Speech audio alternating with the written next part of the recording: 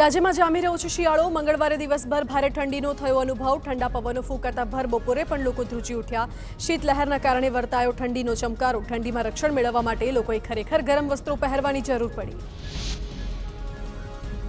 તાપમાનની વાત કરીએ તો કચ્છનું નલિયા 11 ડિગ્રી સાથે રાજ્યનું સૌથી ઠંડુ શહેર નોંધાયું। અમદાવાદમાં 15 ડિગ્રી તાપમાન। ગાંધીનગરમાં લઘુત્તમ 14 ડિગ્રીએ નોંધાયો તાપમાનનો પારો। રાજકોટના ગોંડલ માર્કેટ યાર્ડમાં એનસીસીએફે ડુંગળીની શરૂ કરી ખરીદી। સરકારના નિયમ મુજબ ગોંડલ માર્કેટ યાર્ડમાં એનસીસીએફની ડુંગળીની ખરીદી કરવી મુશ્કેલ બની। યાર્ડમાં નિયમ મુજબની ડુંગળી ન મળતા ડુંગળી ખરીદીમાં એનસીસીએફની હાલત ડેલીએ હાથ દીધા જેવી। અમરેલીમાં પીજીવીસીએલની વધુ એક બેદરકારી સામે આવી। વડિયાના અનીડા ગામના ખેડૂતને વીજ મીટર ન હોવા છતાં વીજ બિલ અપાયું। ખેડૂતે પીજીવીસીએલ સામે કર્યો કેસ। 2700 રૂપિયા ભરવાનું અપાયું વીજ બિલ। અગાઉ પણ એક ખેડૂતને 1 રૂપિયો ભરવા મોકલી હતી નોટિસ। અમદાવાદમાં કોરોનાના નવા વેરિયન્ટ અંગે એએમસીની તૈયારી। એસવીપી હોસ્પિટલમાં 80 બેડનો વોર્ડ તૈયાર કરાયો। પુરુષ અને મહિલા વોર્ડમાં 30 બેડ તૈયાર કરાયા। 20 આઈસીયુના બેડ પણ કરવામાં આવ્યા તૈયાર। હાલમાં અમદાવાદમાં નથી એક પણ કોરોનાનો કેસ। કોરોનાના નવા વેરિયન્ટની ભીતિ સામે વડોદરા આરોગ્ય તંત્ર સતર્ક। એસએસજી હોસ્પિટલમાં કોરોનાનો અલગ વોર્ડ ઊભો કરાયો। ઓક્સિજન સહિતની સુવિધા સાથે 26 બેડ તૈયાર કરાયા। 40,000 લીટરના 2 ઓક્સિજન ટેન્ક તૈયાર કરાયા। સયાજી હોસ્પિટલમાં કોરોનાના એક પણ દર્દી નહીં। કોવિડના નવા વેરિયન્ટ સામે જૂનાગઢ સિવિલ હોસ્પિટલ તંત્ર એલર્ટ। ઓક્સિજન સાથે 1000થી વધુ બેડ તૈયાર। તમામ વિભાગના ડોક્ટરો સાથે મીટિંગ યોજી સૂચના અપાઈ। સિવિલ હોસ્પિટલમાં કોરોના ટેસ્ટિંગ ચાલુ કરાયા। કોરોનાના નવા વેરિયન્ટ અંગે રાજકોટ મનપા એલર્ટ। આરોગ્ય કેન્દ્રમાં શરદી ઉધરસ અને તાવના લક્ષણો જણાય તો રેપિડ ટેસ્ટ શરૂ કરાયા। જરૂર જણાય તેવા દર્દીઓના આરટીપીસીઆર ટેસ્ટ પણ કરાશે। આરોગ્ય અધિકારીએ લોકોને સાવચેત રહેવા સૂચના આપી। કેન્દ્રીય આરોગ્ય મંત્રી મનસુખ માંડવિયાની તમામ રાજ્યના આરોગ્ય મંત્રીઓ સાથે બેઠક। દેશમાં કોરોનાનો નવો વેરિયન્ટ JN.1 મુદ્દે ચર્ચા। આપણે સતર્ક રહેવાની જરૂર છે, ગભરાવાની કોઈ જરૂર નથી તેવું કહ્યું। હોસ્પિટલની સજ્જતા। દરેક હોસ્પિટલમાં દર 3 મહિનામાં મોક ડ્રીલ કરવાનું। સાથે જ આપણી સજ્જતામાં કોઈ શિથિલતા ન હોવી જોઈએ। હું રાજ્યોને કેન્દ્ર તરફથી તમામ સમર્થનની ખાતરી આપું છું તેવું પણ કહ્યું। ભાવનગરમાં બાલમંદિરમાં બાળકોને પીરસાતા ભોજનમાંથી નીકળી ઈયળ। રૂવા ગામના વાલીઓએ ખરાબ ભોજન અપાતું હોવાની અનેકવાર કરી છે ફરિયાદ। બાળકોને ભોજનમાં અપાતી લાપસી પણ ગુણવત્તાયુક્ત નહીં। સુરત જિલ્લામાં પિઝા બાદ બિસ્કિટના પેકેટમાંથી નીકળી જીવાત। માંગરોળના મોસાલી ગામે બિસ્કિટના પેકેટમાંથી જીવાત। ઈયળ નીકળી જીવતી। પાર્લે કંપનીના 20 બિસ્કિટમાં ઈયળ નીકળી। ગ્રાહકની નજર ઈયળ પર જતા દુકાનદારનું ધ્યાન દોર્યું। અમરેલી જિલ્લામાં ડુપ્લિકેટ ઘીના કૌભાંડનો પર્દાફાશ। લીલિયાના પીપળવા ગામ નજીક ડીવાયએસપી સહિત પીએસઆઈની ટીમના દરોડા। અમૃત વોટર પાણીના પ્લાન્ટની આડમાં મોટા પ્રમાણમાં ઘીનો જથ્થો મળ્યો। ફૂડ વિભાગે સેમ્પલ લઈ લેબમાં મોકલ્યા। ઘીના ડબ્બામાં રાજુલાનું એડ્રેસ જોવા મળ્યું। માટે રેકેટના તાર રાજુલા સુધી હોવાની શક્યતા। સિંગતેલમાં ભેળસેળ થતી હોવાની આશંકા સાથે રાજકોટ તંત્ર એલર્ટ। ફૂડ વિભાગે જિલ્લાભરમાં પાડ્યા દરોડા। નાની મોટી 15થી વધુ ઓઇલ મિલમાંથી લીધા નમૂના। રાજકોટ શહેરની 3 પેઢીમાં તપાસ કરી સેમ્પલ લેવાયા। લેવાયેલા નમૂના પરીક્ષણ માટે લેબમાં મોકલાયા। વડોદરામાં ગઈકાલે કારેલીબાગ સ્વિમિંગ પુલમાં વૃદ્ધને હાર્ટ એટેક આવતા મોત। સ્વિમિંગ બાદ શાવર લેતા અચાનક જમીન પર ઢળી પડ્યા બાદ મોત થયું। સીપીઆર બાદ કોઈ પ્રતિક્રિયા ન મળતા હોસ્પિટલ ખસેડાયા। હોસ્પિટલના તબીબોએ હાર્ટ એટેકથી વૃદ્ધનું મોત થયાનું જણાવ્યું। અમદાવાદ ઇસ્કોન બ્રિજ અકસ્માત કેસમાં નવો વળાંક। મુખ્ય આરોપી તથ્ય પટેલે જામીન અરજી પરત ખેંચી। ગુજરાત હાઈકોર્ટમાં કરાયેલી જામીન અરજી પરત ખેંચી। તમામ દલીલો પૂર્ણ થયા બાદ હાઈકોર્ટ આપવાની હતી ચુકાદો। હાઈકોર્ટના ચુકાદા પહેલા જામીન અરજી પરત ખેંચાઈ। તથ્ય પટેલને હજુ રહેવું પડશે જેલમાં।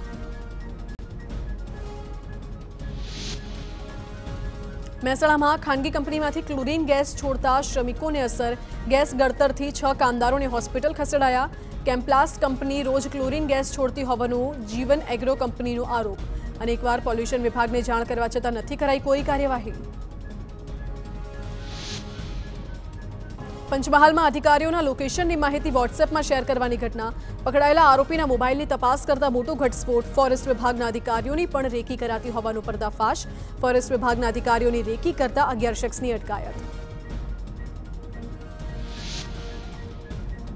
પાટણમાં ભૂસ્તર વિભાગના સરકારી વાહનમાં જીપીએસ લગાડવાની ઘટના। પોલીસે મોબાઈલ નંબર અને સીસીટીવીના આધારે તપાસ શરૂ કરી તો જિલ્લામાં ઓવરલોડ વાહનોને પકડવાની કામગીરી પણ હાથ ધરાઈ। ખેડાની નડિયાદ જીઆઈડીસીમાંથી ડુપ્લિકેટ તાળી બનાવવા માટે વપરાતા કેમિકલ પ્લાન્ટ ઝડપાવાનો કેસ। પ્લાન્ટમાં વપરાતું ક્લોરલ કેમિકલને પાનોલીથી લાવવામાં આવતું હતું। આરોપી પ્રકાશ ગોપવાણી કાર્ગો મારફતે કેમિકલ નડિયાદથી મંગાવતો હતો। ખાતર બનાવવાનું કહી મજૂરોને ગેરમાર્ગે દોરતો પ્રવાહી કેમિકલના સંયોજનને બરફ વડે સોલિડ સ્વરૂપ અપાતું। વડોદરાના પાદરામાં થયેલા કોમી તોફાનનો મુખ્ય આરોપી ઝડપાયો। યુવકે હિન્દુ સમાજની લાગણી દુભાય તેવા શબ્દો બોલતા થયું હતું ચમકલું। ઈદના નીકળેલા જુલુસમાં થયું હતું તોફાન। પોરબંદરમાં ચોરીના આરોપમાં કાચા કામના કેદીનું પોલીસ કસ્ટડીમાં મોત થયું હોવાનો આરોપ। કીર્તિ મંદિર પોલીસ સ્ટેશનમાં ચોરીના આરોપમાં હતો કેદ। 5 દિવસથી પોલીસે મૃતકને જેલ હવાલે કર્યો હતો। હોસ્પિટલમાં સારવાર દરમિયાન કેદીનું થયું મોત। રાજકોટ પોલીસે હાથ ધરી તપાસ।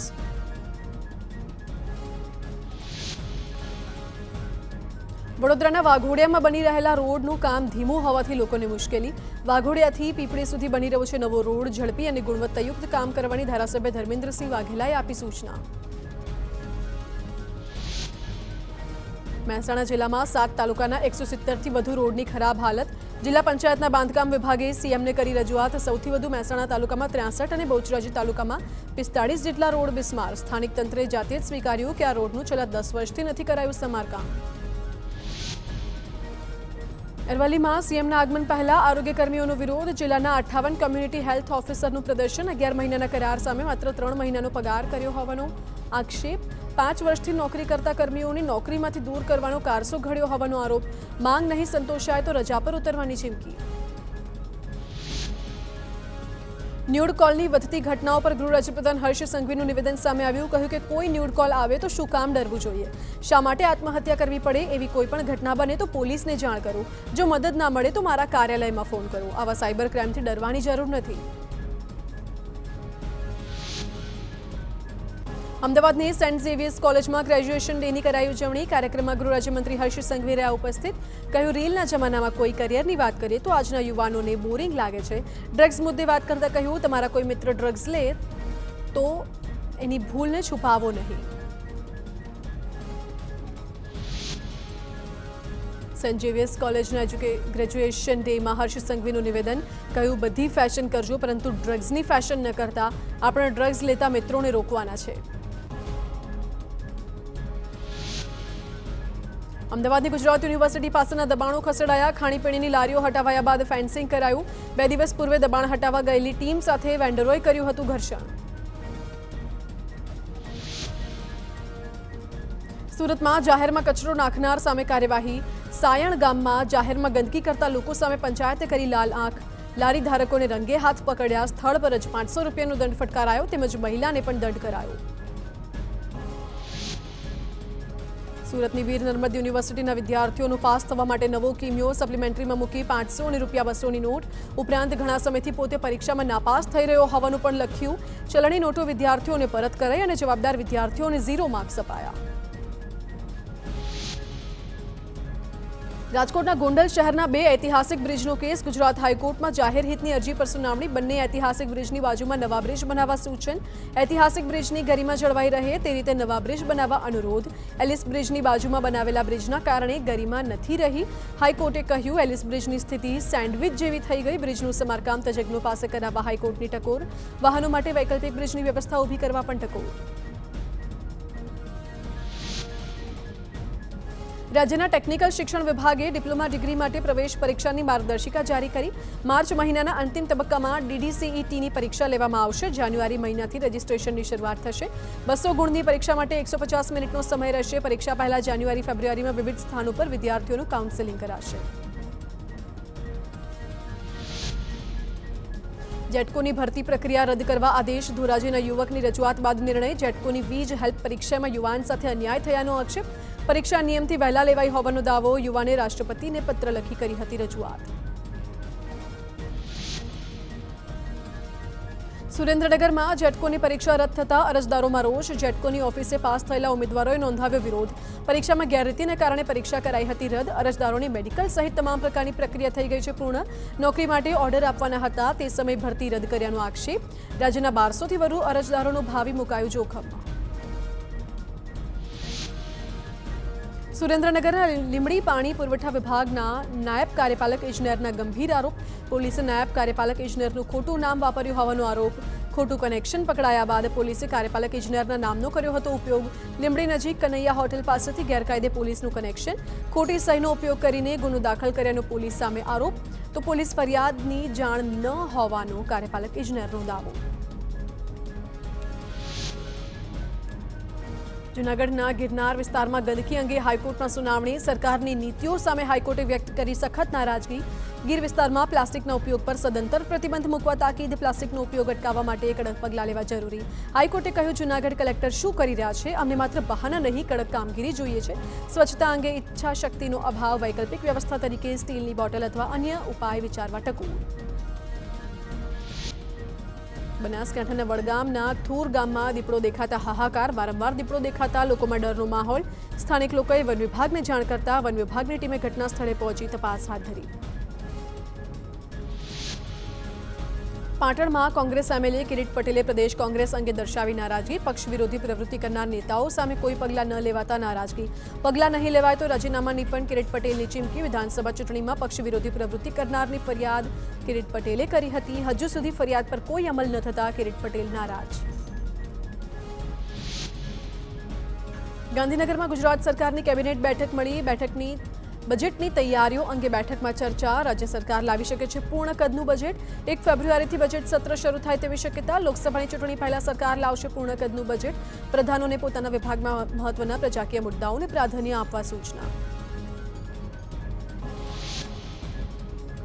વડોદરા પીસીબીએ રાજસ્થાનના કુખ્યાત બુટલેગરને ઝડપ્યો. રાજસ્થાનના સાંચોરના અશોક બિશ્નોઈની ધરપકડ. રાજ્યના અનેક પોલીસ સ્ટેશનોમાં નોંધાયા છે ગુના. જામનગરમાં ભાથીજી મહારાજના મંદિરમાં તસ્કરો ત્રાટક્યા. જોડિયાના કોઠારિયા ગામની ઘટના. મંદિરમાંથી ચાંદીના દાગીના, મૂર્તિઓ અને દાનપેટીમાંથી રોકડ રકમની ચોરી. 96,000ની ચોરી કરી તસ્કરો ફરાર. પોલીસે ગુનો નોંધી હાથ ધરી તપાસ.